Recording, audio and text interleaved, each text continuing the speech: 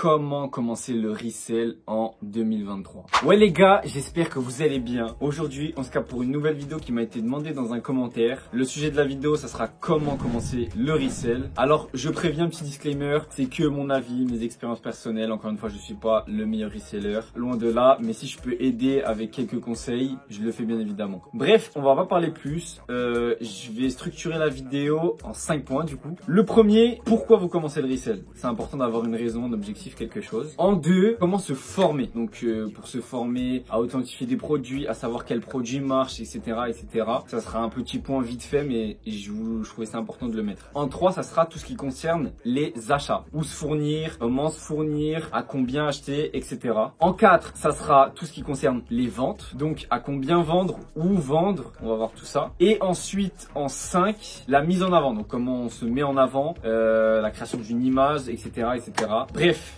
on attaque tout de suite avec la vidéo.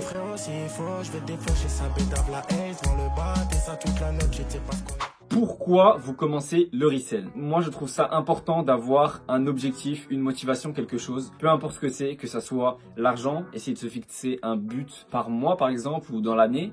Exemple type, je veux faire 10 000 € ce mois-ci. Bon, c'est haut comme objectif, mais voilà. Plus les objectifs sont hauts, plus vous irez loin de toute façon. Ou je sais pas, ça peut être aussi pour s'acheter ses sneakers. Vous n'avez pas forcément d'argent, donc vous faites de l'achat-revente pour vous acheter vos propres sneakers. Et pour les plus ambitieux, ça peut être de se lancer vraiment à fond dans ce métier. Et moi, personnellement, mon objectif final, c'est d'ouvrir un shop. Pour ça, il va falloir se fixer des petits objectifs intermédiaires. Moi, dans ma démarche d'ouvrir un shop, personnellement, j'ai franchi plusieurs étapes au niveau des sous par mois, des bénéfices. J'ai franchi le pas de me montrer sur YouTube, sur TikTok, parce que si je veux ouvrir un shop, c'est mieux que j'essaie de me créer une e-communauté. Voilà. Ou par exemple aussi la création d'un site web. Je vais bien devoir passer par là un jour. Alors pour ça, je vais mettre des petites qualités. Voilà, je les ai notées, donc je vais les dire. Pour ça, vraiment, faut une détermination, faut avoir la dalle, faut pas lâcher. Faut être assez créatif aussi, il faut avoir des idées, il faut que ça fuse dans votre cerveau. Et surtout, le plus important, combattez la flemme. La flemme, ça sera votre plus grand ennemi dans tout ce que vous allez entreprendre dans votre vie, donc faut la combattre. Dans ce point, j'aimerais rajouter une dernière chose. N'oubliez pas que chaque galère est une opportunité. C'est important de se dire ça. Faut pas prendre la galère, dire « Oh putain, c'est de la faute de ci, nanana ». Remettez-vous en question vous. C'est une opportunité, que ça soit d'apprendre ou de rebondir sur autre chose. En 2, comment se former? Pour ce qui est de l'authentification, j'en ai déjà un peu parlé dans ma dernière vidéo. Non, pas ma dernière vidéo, dans mon avant-dernière vidéo. Donc il y a plein de manières que je vous dis, on a la chance d'avoir Internet. C'est un puits, une source d'informations sans fond, donc cherchez, vous allez trouver tout ce qu'il vous faut pour vous former. Et j'aimerais insister sur un point, n'allez pas payer les formations des gens qui vous disent nanana. Je sais que je vais flinguer plein de gens, ça va peut-être me tirer dessus, mais je trouve ça inutile, très important pour moi. Le savoir, ça se transmet, ça ne se vend pas. Donc si quelqu'un veut vous partager l'information, il vous la partagera de bon cœur, et s'il veut pas, vous l'apprendrez par vous-même tôt ou tard, ou alors vous la trouverez gratuitement sur YouTube, TikTok, etc. Troisième point, un point très important, les achats. Alors comment savoir quoi acheter? Déjà, avant de savoir quoi acheter, il va falloir savoir évaluer le prix de revente pour savoir à quel prix on achète. Pour savoir ça, si vous achetez et revendez tout ce qui fonctionne bien et qui se revend déjà sur Vinted, vous allez voir sur Vinted les prix approximatifs, vous faites votre étude et une fois que vous avez obtenu une moyenne de prix, essayez de vous caler un petit peu en dessous pour que ça parte assez rapidement et du coup, il va falloir viser des prix d'achat très bas. Si vous avez une petite trésorerie, du coup, je vous conseillerais d'acheter à peu près la moitié en comptant les taxes du prix de revente. Si vous avez une grosse trésorerie, vous pouvez vous permettre acheter un peu plus cher, mais essayez toujours de viser un bénéfice intéressant. Bon, et puis pour savoir quoi acheter, c'est pas très compliqué en général. Vous essayez de suivre toutes les dernières trends sur TikTok, sur Instagram, les dernières paires qui fonctionnent, les dernières sapes. Là, en ce moment, on a la trend des maillots de foot, on a les samba qui sont en train de revenir. Moi, à savoir que je donne pas mal de conseils que je n'applique pas forcément. Par exemple, moi, les dernières trends, je m'en bats un peu les couilles pour de vrai. Je fais ce que j'aime surtout en fait. Donc ça va être ça le deuxième point. Vendez ce que vous aimez. Ça c'est le meilleur truc si vous vendez ce que vous aimez. Déjà d'une, si c'est votre taille, vous pouvez le porter en attendant. Et de deux, si vous l'aimez, quelqu'un d'autre va aimer aussi. À savoir que les gens en général achètent avec des émotions et justifient leur achat par de la logique. Et après, un truc un peu plus compliqué, essayer de se créer une niche. C'est-à-dire un marché qui n'est pas très développé. J'ai un exemple en tête et je crois que son nom sur YouTube c'est dim.vintage, il me semble. Il se spécialise vraiment dans tout ce qui est jean Y2K. Il a réussi à se créer sa niche entre guillemets. C'est pas le premier à vendre du visu, etc. Il a un peu le monopole sur Vinted de ça. Donc voilà, si vous arrivez à vous créer votre niche, vous aurez beaucoup moins de concurrence et donc beaucoup plus de ventes. Bon, et maintenant, où est-ce qu'on va se fournir? Alors je vais commencer par parler des sneakers et des vêtements. Je vais diviser ça un peu en deux, même s'il y a un peu les mêmes points dans les deux, parce que c'est pas exactement la même chose. Alors pour les sneakers, on va avoir beaucoup de choses, hein. Depop, essayez de se fournir à l'étranger, parce que les trends à l'étranger et en France, c'est pas forcément les mêmes choses. Je prends un exemple, les Jordan 4 aux États-Unis, ça vaut pas du tout le même prix qu'en France. Donc si vous arrivez à aller à l'étranger, quelqu'un qui fait des allers-retours, etc., ça peut vraiment être bien. Après, on a Sneakmart. J'ai déjà fait quelques affaires sur Sneakmart. Après, faut être à l'affût.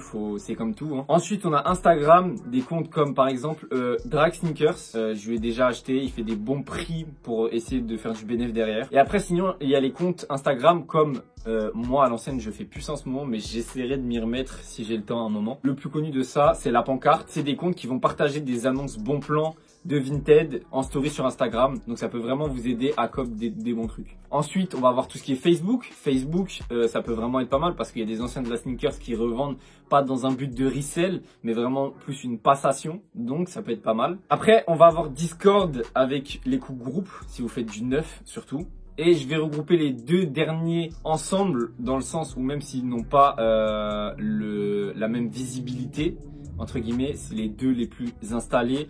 Et en plus de ça, les deux ont la possibilité d'avoir un bot. Donc ça va être Vinted bien évidemment et Le Bon Coin. Pour ce qui est de Vinted, vous pouvez cop manuellement des bots, il y a de l'auto-buy, etc. Moi je vous dirais de faire très attention aux bots maintenant que Vinted a commencé à bouger par rapport à ça. Faites attention, c'est jamais si vous voulez pas vous faire sauter votre compte. Et croyez-moi, si vous avez du temps, cop manuellement, ça reste la meilleure manière de cop. Pour ce qui est de Le Bon Coin, ça va être un peu plus compliqué. Il y a beaucoup moins d'offres en général, beaucoup de contrefaçons, beaucoup d'arnaques, mais on peut tomber sur pas mal de paires. Encore une fois, vous pouvez cop manuellement ou avec un bot. Donc moi je vous présente un bot que j'ai rejoint récemment. Le mec fait son travail bien, il arrive à bien cop, il a décidé de faire son bot. Donc si vous voulez tester Le Bon Coin pour vous fournir, il y aura beaucoup moins de concurrence. Et en plus de ça, ça donnera de la force à un mec qui essaie de se lancer. Et ça a pas de prix. Bon, pour ce qui est des vêtements, on va voir tout ce qui est grossiste. Donc les grossistes, moi je ne ferai la promotion d'aucun grossiste. J'ai été déçu de pas mal de grossistes au final. Des grossistes sur TikTok, on nous les conseille. Au final, quand tu reçois, c'est de la merde. Pour trouver un bon grossiste, ça va être du travail de recherche. Les bons grossistes, ça se partage pas forcément. Ça va vraiment être compliqué. Mais si je devrais conseiller quelque chose, il y a une marketplace qui s'appelle Flick. Le bon plan, je le tiens de dim.vintage et c'est une marketplace de grossistes en gros. Vous êtes mis en relation avec des grossistes à l'étranger, donc les prix sont vraiment pas mal, vraiment avantageux. L'avantage, c'est quoi? C'est qu'en général, les gens accompagnent les annonces de vidéos de ce que vous allez recevoir directement, donc pas de déception. Et c'est comme Vinted, l'acheteur est beaucoup plus protégé que le vendeur. Les drops, de ce que j'ai compris, c'est le soir, on va dire entre 18 et 20 heures à peu près. Ensuite, bien évidemment, pour se fournir en vêtements, il y a tout ce qui est friperie, brocante aussi. Bon, les brocantes, ça, c'est le terrain de Jamais Moelleux. Lui, si vous voulez apprendre des choses aussi, il est très fort. Allez voir les brocantes. Si vous êtes fort, ça peut vraiment être le meilleur business. Après, bien évidemment, comme ce que j'ai dit avant, Vinted, à l'étranger, c'est pareil. Le Bon Coin, Depop, Sneakmart,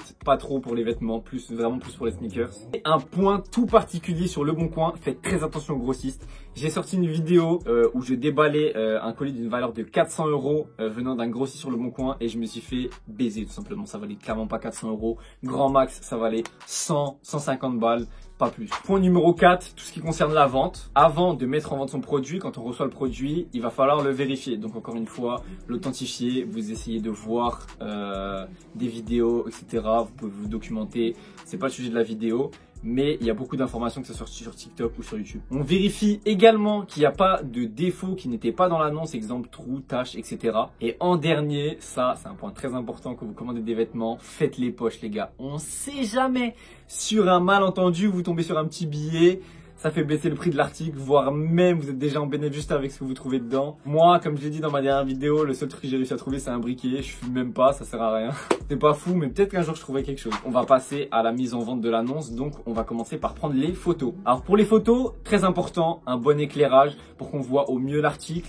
que la photo soit belle et que ça fasse ressortir les défauts pour qu'on ne puisse rien vous dire. Après, ce qui peut être très intéressant, essayez de faire des photos portées. Si vous êtes en plus à l'aise en photo, vous pouvez faire des bonnes poses et tout. Moi, j'avoue que les bonnes poses, j'arrive pas trop, je fais des photos basiques portées. Mais comme ça, d'une, ça évite qu'on vous demande des photos portées et de deux, la personne voit directement comment le produit rend, il se projette plus. Après, ensuite, les autres photos, le plus de détails possible, toutes les étiquettes, les défauts s'il y en a, le logo, des petits détails tout con. Des fois, il y a des petits détails sur des articles qui font que le mec va passer le pas à cause de ce petit détail, une petite fermeture cachée, c'est stylé. Ça rajoute un truc. Après, essayez de faire les photos quand vous faites des photos posées par terre, après avoir fait votre photo portée, bien sûr.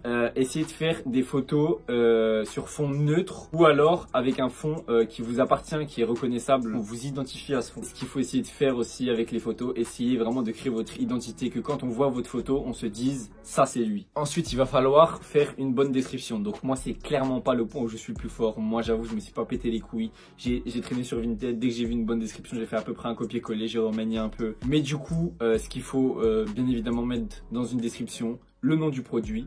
Essayez de le décrire le mieux possible. Ça peut être intéressant aussi de proposer dans la description des réductions sur les lots et sur, si les gens sont abonnés. Très important, les emojis, ça met un peu plus d'émotion dans votre annonce. Comme j'ai dit tout à l'heure, les gens achètent avec des émotions et justifient leurs achats par de la logique. Et en plus, ça peut un peu plus imager, c'est plus joli à regarder, c'est mieux, quoi. Et un point très important, faites attention aux hashtags. Moi, personnellement, les deux fois j'ai essayé de mettre des hashtags, la première fois je me suis fait sauter mes annonces parce que c'était pas forcément en lien, etc. Et la deuxième fois, c'est quand ils m'ont dit vous faites de la vente commerciale. Je sais pas si c'était lié, mais attention. Ensuite, il va falloir fixer son prix. Donc comme je disais tout à l'heure, si possible, essayez de faire en dessous des prix du marché. Et toujours se poser la question, combien tu serais prêt à mettre dans ce produit. Alors moi personnellement, ça marche pas forcément parce que moi je suis un big rat. Donc ça veut dire tous les articles que je mets en vente sur mon Vinted, jamais je mettrai ce prix là.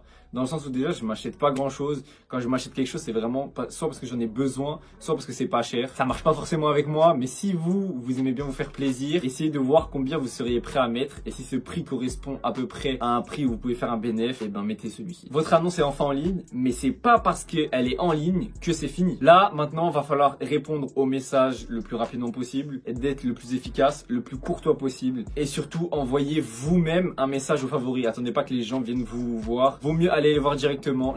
Franchement, j'ai plusieurs ventes où la plupart du temps c'est moi qui vais les voir en premier. Un petit message, voilà, vous faites un copier-coller à chaque fois du même message. Ensuite, vous êtes content, vous avez fait votre vente. Maintenant, il va falloir satisfaire le client. Alors pour satisfaire le client, déjà ça passe par ce que j'ai dit avant. Essayez d'être le plus courtois possible, la politesse, la rapidité, l'efficacité, etc. Essayez de créer un lien, comme je l'ai dit tout à l'heure, je ne vais pas répéter la phrase, mais essayez vraiment de créer de la proximité, etc.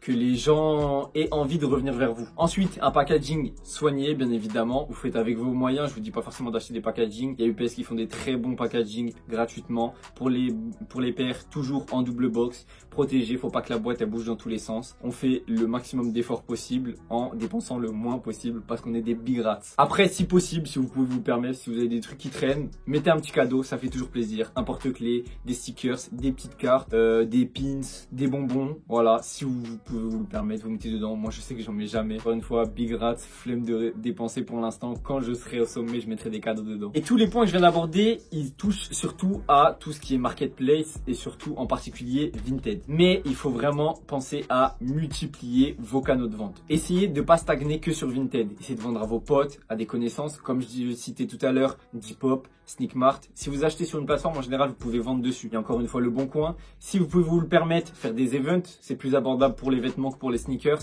Mais si vous pouvez vous le permettre, faites-le. Pop-up, si vous avez les moyens, pourquoi pas, lancez-vous, faites un pop-up si vous pouvez. Si vous pouvez faire un pop-up, je vois pas ce que vous faites sur ma vidéo. Vous n'avez pas besoin de mes conseils, mais bon, ça fait plaisir si vous êtes là. Et après, très important, Vogt, ça pète en ce moment. Après, à faire très attention. Vous pouvez vraiment vous faire baiser. Les prix de vente là-bas, c'est cassé. Après, vous pouvez être surpris sur certains articles, mais en général, les prix sont très cassés. Et un petit point aussi particulier pour Vestiaire Collective. C'est une marketplace encore une fois, mais je sais que c'est très intéressant pour le luxe. Je m'y suis jamais beaucoup intéressé, mais je sais que pour le luxe, c'est pas mal. Un dernier point dans les ventes, mais celui-ci concerne que ce soit l'achat ou la vente. Ce qui va être très important aussi, c'est de se créer un réseau et de se faire des connexions dans le milieu. Si vous avez un réseau, ça n'a pas de prix. Clairement, ça n'a pas de prix. Vaut mieux se créer un réseau que faire des gros bénéfices. Parce que tu vas faire des gros bénéfices, ça va être éphémère, alors que ton réseau, il sera toujours là. Donc, essayez de créer des connexions dans le milieu et de vous faire un réseau. Moi, personnellement, je sais que c'est très compliqué. Je parle avec pas mal de gens. Disons que moi, je suis de la campagne. Si vous êtes dans une grande ville, vous pouvez vous faire un réseau plus facilement. Ça peut être cool. Et le cinquième et dernier point, la mise en avant. Donc là, ça va vraiment être un point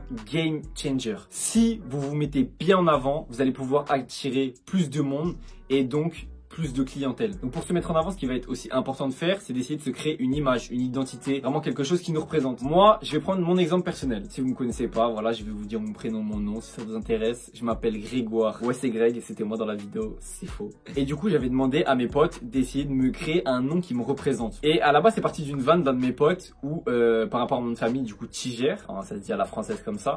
Enfin, mes potes, en général, ils disent Tiger à l'américaine, c'est plus stylé, tu vois. Et comme je vends que des bangers, j'ai un pote qui m'a dit quoi? Il m'a dit, bah, appelle-toi Banger Tiger, où tu vends que des bangers. Et au début on rigolait et tout, et en fait bah dans ma tête je me suis dit il y a quand même une identité visuelle, je peux faire un tigre, etc. Moi j'ai été marqué par le tigre de Frosties, donc c'est de là que vient un peu le tigre de ma bannière. Je me suis inspiré, je l'ai dessiné moi-même, ça va, je suis assez fier. Donc essayez vraiment de vous créer quelque chose, une identité. Moi c'est que le début, je vais essayer de pousser ça au max. Mais donc voilà, ça permettra de vous démarquer des autres, d'être reconnaissable et un peu plus carré, un peu plus pro, c'est pas mal. Et après du coup, va falloir essayer de se faire connaître. Sur Instagram, l'avantage c'est que vous n'avez pas forcément besoin de montrer votre tête pour faire des posts. Mais le désavantage, c'est que c'est plus dur de percer sur Instagram. Ensuite, sur TikTok, pas obligé de montrer sa tête encore une fois. C'est la plateforme où c'est le plus facile de péter. Donc si vous faites quelque chose d'un peu différent, vous pouvez péter très rapidement. Et sur YouTube, après, là, c'est beaucoup mieux de montrer sa tête. Moi, au début, je mettais une cagoule, mais je l'ai enlevé très vite. C'est vraiment mieux de montrer sa tête sur YouTube. Ça peut vraiment être pas mal parce que la communauté de YouTube, je la trouve plus stable que la communauté de TikTok. Après avoir bien blablaté, c'est déjà la fin de la vidéo. Je pense qu'elle sera quand même un peu longue. Mais du coup, j'espère que cette dernière vous a plu et qu'elle vous aura été utile. Et si c'est le cas, vous connaissez la chanson, je vous laisse liker, partager, vous abonner, lâcher un petit commentaire pour le référencement. Et on se capte bientôt pour une nouvelle vidéo, dimanche à 19 h, vous connaissez. Une semaine dans la vie d'un reseller 5, je crois, si je me trompe pas. Et bref, c'est tout. Bonne fin de semaine. Salut. Sois bonne, je voulais pour toi ce que je voulais pour moi, mais toi t'as pas suivi. Maladie de jalousie, je demande à Dieu.